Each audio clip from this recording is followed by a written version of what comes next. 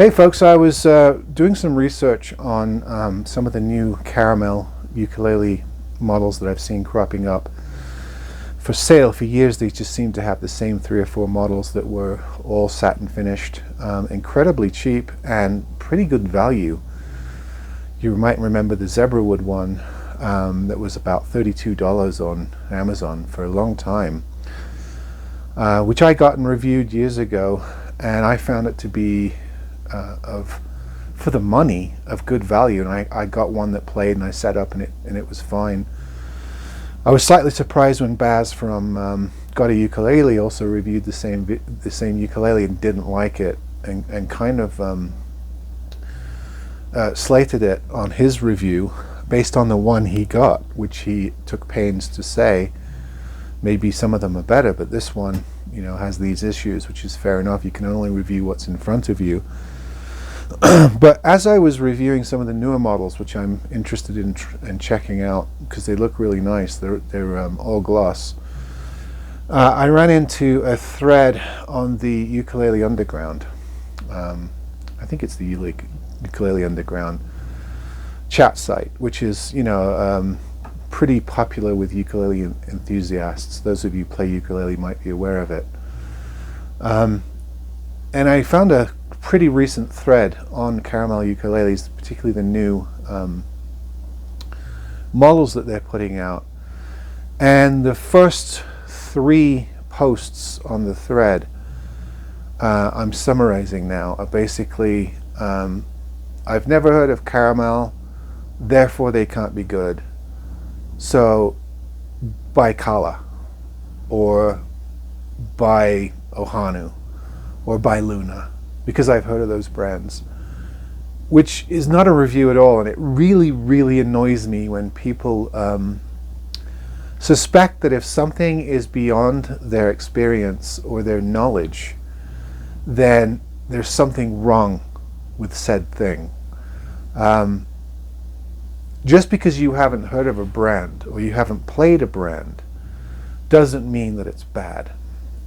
Just because there are more well-known brands, more famous brands, more, in most cases, slightly more expensive brands, doesn't mean they're better. Just because Baz from Got a Ukulele tried the least expensive uke in the caramel line and found fault with it, doesn't mean all of those ukuleles are therefore bad. I've never seen him review some of the nicer models. He might have a different opinion of them, or some of the other reviewers on YouTube, and there are probably 12 really popular ukulele reviewers these days, far more popular than this channel, some of which have done reviews on more of their models and have different reports. But anyway, this thing about I've never heard of that brand, so it can't be any good, is something I've fought against in this business for a number of years now, especially with guitarists as well. You know, I'll be selling a brand that is either unknown or even unbranded, or unknown to the buyer or to somebody checking it out. And sometimes it's surprising that it's unknown. I mean, something like a Monoprice brand, or even a Harley Benton, which I thought everybody knew about now, but occasionally when I've sold an Harley Benton, I've had people show up and say, oh, I've never heard of those. And you're thinking, wow, the gospel hasn't got to all corners of the world on Harley Bentons. There's still people who don't know about them, and that's fair enough. Why would they if they're not trolling through hundreds of YouTube videos every day? They're certainly not in any shops. You know, some people go to Guitar Center and they know those brands, but they may not know all the budget brands online. That's fair enough. There's nothing wrong with that. However, it's when they immediately suspect that there's something wrong with that brand or it's of a lesser value. So the example in question here, I've never heard of caramel, buy a Kala. First of all, I don't think Kala sells any ukuleles at the $32 level, so you're already comparing apples with oranges. I know Kala has a budget brand, Makala, that sells ukuleles at that level, And I've had Makalas, and I would say the caramel ukulele in that price range was superior to it, the ones that I saw anyway. So it's a bad comparison, but it's also comparing something you have no experience, you've never played one, you've never even seen one. You might have watched a review of somebody not liking it and then gone with that. That's not factual, that's not scientific, that's hearsay. The only people that can have a real credible opinion on these sorts of brands are the people that have bought them and tried them out. And sometimes at this level, the cheap budget ukulele / guitar level, we all know you get varying degrees of quality control, and the people buying them have varying levels of being able to set them up. So we're going to get varying reports on those brands. I've seen people who absolutely love Harley Bentons and buy tons of them. I've seen people who think they're overrated. Same with the Rondo brands like Agile and SX. Some people love them, some people hate them. Some people love the Glary Tellys and Strats for $79. Some people think they're awful. It all has to do with people having bought one or two of them, trying to set them up, and their varying levels of experience in doing so. I've seen two very, very competent U2 channels. I forget the name of the Canadian guy, very nice Canadian fella who has a channel. He buys a Glary, sets it up, it plays nice. He likes it. He knows he's got to do a little fret end beveling, but other than that, he seems to like the guitar, and it, was well worth the $79 that he paid for it, plus the few dollars he has to invest in making a better guitar. I've seen other fairly reputable channels buy one of the same guitar and think it's a nightmare.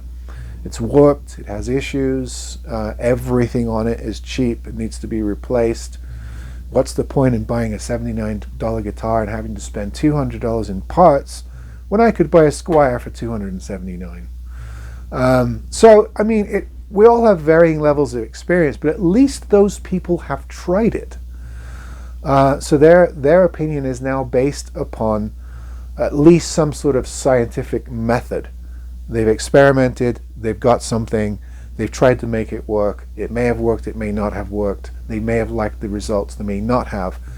Those people are instantly more credible than the people who say, oh, I've never heard of it, so it can't be good.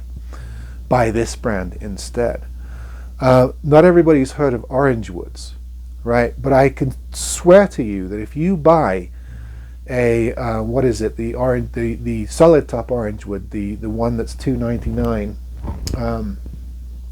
you buy that guitar and then buy a Fender CD60 or CD140, the same price, the Orange Wood blows it away. You've seen my videos on entry-level Fenders. I'm not impressed. Not to say they're bad guitars, they're just not all that for $250, $300. But the person who's never heard of Orange Wood is going to say, oh, buy the Fender. It's a much more famous brand. And they're getting, in my opinion, a much inferior guitar by jumping to that conclusion. And you can expect some novice or some parent looking for a first-time guitar to maybe have some of those prejudices, because they're sort of marketed into us, aren't they? We gravitate towards brand names. Even if we're buying clothes or shoes, we're more liable to buy something we've heard of than some unknown brand. It's sort of a subconscious thing. So you can accept a certain level of it by people buying a first-time guitar or something like that. But these people on these chat rooms, like Ukulele Underground, these are all seasoned ukulele players. These are all collectors. They have, at the bottom of each post, they have their list of gear. You've seen these sites. Some guy makes a comment and then he puts his list of guitars underneath to say, look, I'm credible, I own all these guitars. I don't expect that level of ignorance from those sorts of people. They're still living in that world where all brand names are good, all unknown brands are bad, all American guitars are good, all Chinese guitars are bad. You know, that kind of world, and we've railed against that in previous videos, but it comes up again and again. I'm still discovering almost every month brands I've never heard of. Even me, who spends, you know, hours and hours and hours and hours a week searching these things out, I'll come across new brands, new lines of stuff all the time. And, you know, I then look into those brands and have, you know, either a wow moment, like, wow, this is a whole new thing I didn't know about, I'm going to check into this, or wow, I'm really underwhelmed by these, I don't think I'll be buying any more of them, they're not worth the time. But, you know, the thing is, I make that conscious choice to check something out and then base opinion upon it, not just dismiss something out of hand. Case in point, I've tried the Glary acoustics. I know all about them. I've set up probably half a dozen now. I stopped buying them, not because they're bad deals, but for me, the amount of work that I have to put into them, plus the percentage of neck issues, and I'm talking neck warpage issues, is slightly too high for me to buy lots of those guitars at that price.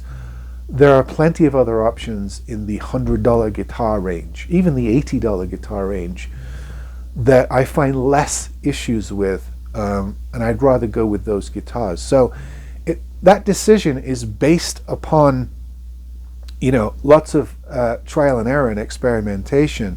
However, if somebody says to me, look, I bought one of those solid top Glarys and I think they're absolutely fantastic, my reaction is, great, I'm glad it worked for you. You know, I'm glad to hear that people are getting those and making good guitars out of them, and that there's some, you know, method behind the hype. But people have asked me, you know, what about the Tellys and Strats? And I just say, I have no knowledge of them. I haven't tried a Glary Telly yet. I've seen videos of them. I've seen people set them up, but I personally haven't got one and set it up. So I'm not going to base my opinion on Glary's electric guitars on my, you know, how it went with the acoustic guitars. Maybe their electric guitars are better. Maybe there are less issues. Maybe they're built in different factories, which is quite possible when you go from the acoustic to the electric world. So, you know, I'm not going to jump to an opinion. I'm going to wait till I get one or two or three and see how it goes, see what kind of issues I'm dealing with, what kind of things crop up. Is it worth it? You know, the risk factor in buying those guitars. And it's almost always neck warpage issues. I can fix a lot of stuff, but if you have a neck that's twisted, or you have a hump, I had a guitar the other day that hump in the second fret, and I couldn't adjust it out. So I just put it back in the box and sent it back. Same thing with the body humps. Sometimes you can adjust them out, you can level the frets. Sometimes there's nothing you can do. The guitar is unplayable.